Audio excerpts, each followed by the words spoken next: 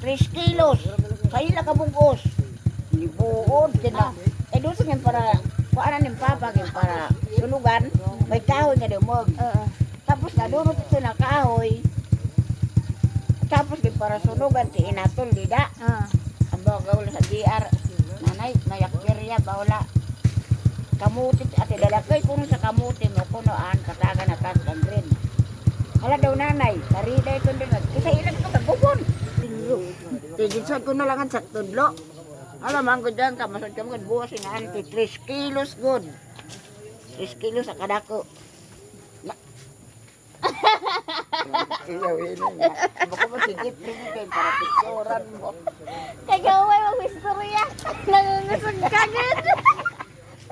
Yan, balik na niya kamote. Oo, sa sima sa kanya din papalit. Pero wala man ni Diyan. Ikaw sa balag, di pababalit ni nanay.